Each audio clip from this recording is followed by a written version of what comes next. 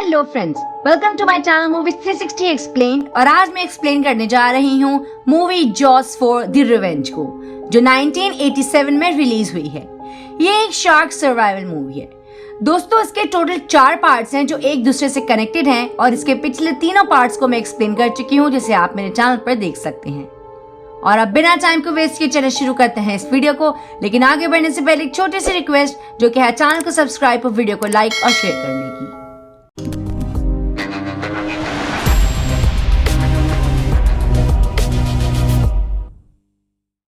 Movie के start में हम एलन ब्रॉडी और शॉन ब्रॉडी को देखते हैं, और हमें पता चलता है कि मार्टिन ब्रॉडी की हार्ट अटैक की वजह से डेथ हो गई थी, और उसके बाद से शॉन यहीं आ गया और वो अब एक पुलिस डिप्टी है। अब क्रिसमस से एक दिन पहले शॉन अपनी ड्यूटी ऑफ कर रहा होता है कि तभी उसे पानी से एक लकड़ी के टुकड़े को हटाने के लिए भेजा जाता है। अब शॉन अपनी बोट में वहां पहुंच जाता है और उस लकड़ी को हटा ही रहा होता है कि तभी उस पर एक शार्क अटैक करके उसका एक हाथ खा जाती है। शॉन मदद के लिए चिल्लाने लगता है, लेकिन शार्क उस पर फिर से अटैक करके उसे पानी में खींच लेती है और उसे मार डालती है। अब शॉन की फ्यूनरल में माइक ब्रॉडी अपनी वाइफ कार्ला और बेटी थिया के साथ एमिटी पहुंच जाता है। और माइक एक मरीन बायोलॉजिस्ट बन गया था और वो बहामास में स्नेल्स की माइग्रेशन पर स्टडी कर रहा होता है। वहीं एलन माइक से उसका करियर चेंज करने का कहती है, क्योंकि वो नहीं चाहती कि उसके खानदान में अब किसी का भी समंदर से कोई ताल्लुक हो। और एलन को लगता है कि शार्क उसकी फैमिली से इंतकाम लेने आई है। और मार्टिन को भी हार्ट अटैक शार्क्स के बारे में सोचते हुए आया था, लेकिन माइक को ये सब महज इत्तेफाक लगता है। अब फ्यूनरल के बाद माइक एलन को अपने साथ बहामास चलने को कहता है, और थिया के मनाने पर एलन वहां जाने के लिए मान जाती है। अब प्लेन से बहामास की तरफ उन्हें एक पायलट होगी ले जाता है, और घर पहुंचकर थिया बीच की तरफ खेलने लगती है, जिस पर एलन घबरा जाती है। तो ये देखकर कार्ला थिया को वहां से खेलने से मना कर देती है। तब माइक एलन को यकीन दिलाता है कि यहाँ के पानी गर्म है, तो कोई भी शार्क इस पानी में नहीं आ सकती। अगले सीन में हम एलन को बीच पर स्विम करता देखते हैं कि तभी उसे लगता है कि पानी में कुछ है, और उसी वक्त एक शार्क उस पर अटैक कर देती है, लेकिन ये बस एलन का एक ख्वाब था। अब नेक्स्ट डे हम माइक को समंदर में देखते हैं, जहाँ वो अपने साथी जेक के साथ स्नेल्स की माइग्रेशन पर स्टडी कर रहा होता है, और वो एक स्नेल पर ट्रैकर लगा देता है ताकि उन्हें उनकी लोकेशन का पता चलता रहे। और माइक एक टेक गाय होता है जिसने सारे इक्विपमेंट्स खुद डिजाइन किए थे।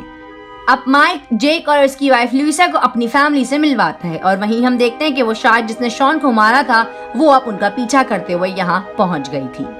अब अगले दिन एलन थिया के साथ बीच पर ये होती है कि वहाँ होगी भी पहुंच जाता है, जो फिशिंग करने निकला था, लेकिन उसे यहाँ कोई फिश नहीं लगी।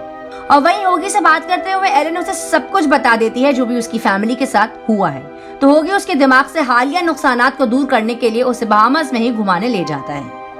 वहीं माइक और जेक समंदर में अपनी प्रोजेक्ट पर ही काम कर रहे थे, और इस बार सबमरीन में स्नेल्स पर जेक नजर रख रहा होता है, और तभी वो एक बड़ी शार्क को वहां देखता है, जो माइक पर अटैक करने की कोशिश करने लगती है, लेकिन बोट बड़ी होने की वजह से उसे वापस जाना पड़ता है। अब जेक पानी से बाहर आ जाता है और वो शार्क को ढूंढने लगता है, और माइक जेक को उसकी फैमिली के सामने इस वाकये का जिक्र करने से मना करता है।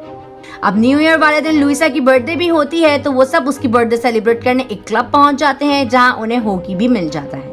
अब माइक एलन के साथ डांस कर रहा होता है, और एलन से बताती है कि वो कुछ ज्यादा ही सोचने लगी थी शार्क के बारे में, इसीलिए वो हर चीज का जिम्मेदार शार्क को समझ रही थी, लेकिन यहाँ आने के बाद उसे लग रहा है कि ऐसा कुछ भी नहीं है। अब अगले दिन जेक माइक से उस शार्क पर रिसर्च करने का कहता है, क्योंकि किसी ने भी ग्रेट व्हाइट शार्क पर कोई रिसर्च नहीं करी, और वो पहले होंगे उस पर रिसर्च करने वाले।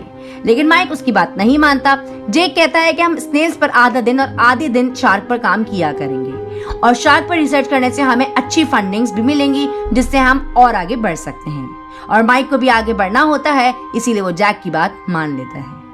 अब वो शार्क पर ट्रांसमीटर लगाने के लिए पानी में ब्लड डालने लगते हैं, और जैक रस्सी की मदद से अपनी पोजीशन ले लेता है। कुछ ही देर बाद शार्क वहां पहुंच जाती है, और उन्होंने शार्क के लिए मीट लटका रखा था।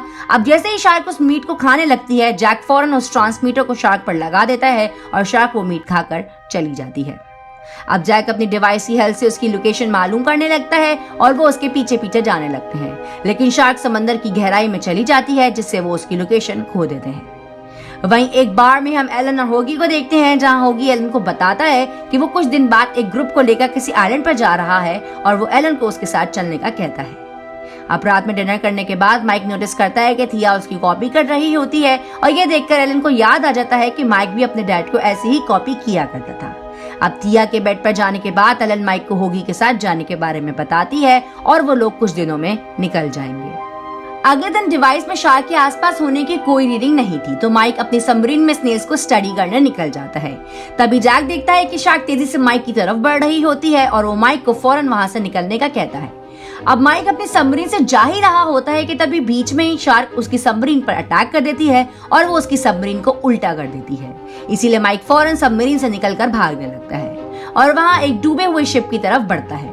अब वो शिप के अंदर चला जाता है और वो देखता है शार्क अभी भी उसे फॉलो कर रही होती है। वो समझ जाता है कि स्विम करके वो उससे नहीं बच पाएगा, इसीलिए वो अपने ऑक्सीजन टैंक को उतारता है और तभी शार्क शिप तोड़कर उसकी तरफ बढ़ती है। तो माइक ऑक्सीजन टैंक को खोल देता है, जिससे वो तेजी से ऊपर की तरफ जाने लगता है और अपनी बोट के पास पहुंच जाता है और जैक उसे फौरन बोट पर खींच लेता है।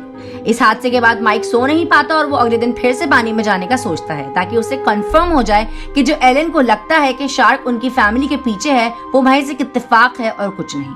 अब जैक के मना करने के बावजूद भी माइक पानी में चला जाता है और जैक मॉनिटर पर शार्क की रीडिंग्स देखने लगता है, लेकिन शार्क उनके आसपास भी नहीं होती। वहीं हम बीच पर एक सेरेमनी देखते हैं जहां मेयर कार्ला के बनाए हुए आर्ट को बीच इनॉग्रेशन करता है। वहीं थिया देखती है कि उसकी दोस्त मैरी अपनी मॉम के साथ बनाना बोट पर जा रही होती है, तो वो भी उनके साथ जाने की जिद करती है, तो कार्ला उसे उनके साथ जाने देती है।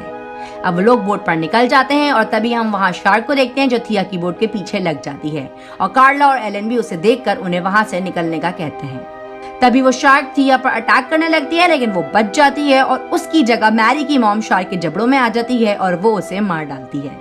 अब अटैक की वजह से उनकी बनाना बोट की हवा निकल गई थी, लेकिन वो किनारे पर पहुंचने में कामयाब हो जाते हैं।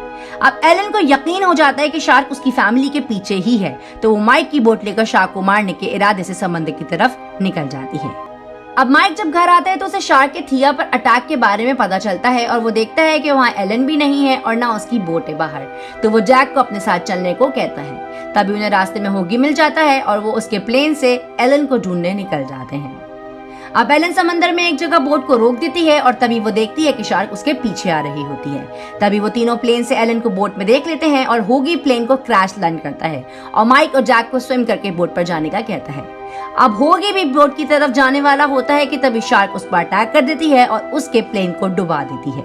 अब माइक को भी यकीन हो जाता है कि ये शार्क इनकी फैमिली के पीछे है। तभी वो देखते हैं कि उस हमले में होगी बच गया था और वो सही सलामत बोट पर आ जाता है। अब शार्क उनकी बोट के पास ही घूम रही होती है, तो जैक जल्दी से एक ऐसी डिवाइस बना लेता है जो इलेक्ट्रिक इंपल्सेस छोड़ेगी, लेकिन उसे उन्हें शार्क के मुंह के अंदर डालना होगा। इसीलिए जैक बोट की गन वॉल पर चढ़ जाता है। तभी उनकी तरफ शार्क बढ़ने लगती है और वो जैक पर हमला करती है और जैक वो डिवाइस उसके मुंह के अंदर डाल देता है, लेकिन शार्क गन वॉल को तोड़कर जैक को अपने जबड़ों में फंसाकर पानी में चली जाती है। अब शार्क फिर से उनकी तरफ बढ़ने लगती है और एलन बोट को भी शार्क की तरफ ले जाने लगती है और उसी वक्त माइक जैक की डिवाइस यूज करता है, जिससे शार्क को इलेक्ट्रिक झटके लगते हैं और वो पेन से पानी के ऊपर आ जाती है और तभी एलन बोट का टूटा हुआ गनवॉल शार्क में घुसा देती है, जिससे शार्क उसी वक्त फट जाती है और मारी जाती है, लेकिन इससे उनकी बोट भी टूट जाती है। तभी माइक को जैक की आवाज आती है और वो देखता है कि जैक अभी भी जिंदा है लेकिन जख्मी है। फिर वो सभी जिंदा जमीन पर पहुंच जाते हैं। फिर कुछ दिन बाद एलन होगी के साथ आइलैंड पर जाने के लिए निकल जाती है और यहीं ये मूवी खत्म हो जाती है। तो दोस्तों, ये थी मूवी जॉस 4 द रिवेंज की एक्सप्लेनेशन और मुझे उम्मीद है कि आपको ये एक्सप्लेनेशन जरूर पसंद आई होगी। इसमें हमने देखा कि शार्क ब्रोडी फैमिली से बदला लेने आई थी, लेकिन वो क्यों और कैसे आई इसकी हमें कोई एक्सप्लेनेशन मूवी में नहीं मिलती। तो इस वीडियो में दोस्तों बस इतना ही। अगर आपको ये वीडियो और मेरा एफर्ट पसंद आया हो तो इस वीडियो पर लाइक और कमेंट जरूर करना और ऐसी ही एक्सप्लेनेशंस देखने के लिए मेरे चैनल को सब्सक्राइब लाजमी करना। तो मिलते हैं आपसे नेक्स्ट वीडियो में, तब तक के लिए बाय, टेक केयर।